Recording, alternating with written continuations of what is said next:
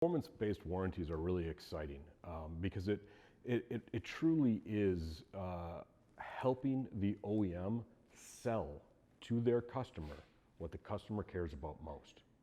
Most customers aren't in business because they want to buy large capital assets.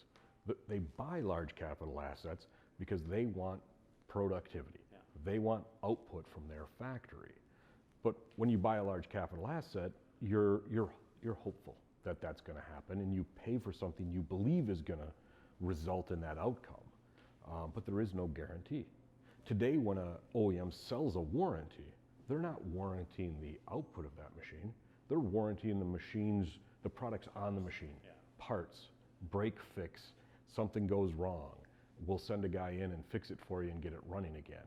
But again, that doesn't address their primary need, which is I need to know I can produce at a certain rate on a consistent basis over a period of time. A performance-based warranty does exactly that.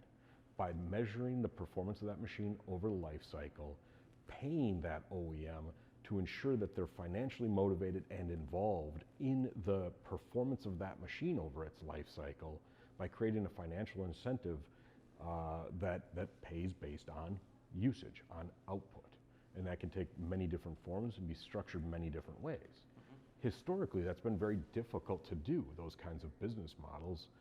People have built proprietary systems to do that. There's certain industries where it's been done that way for years.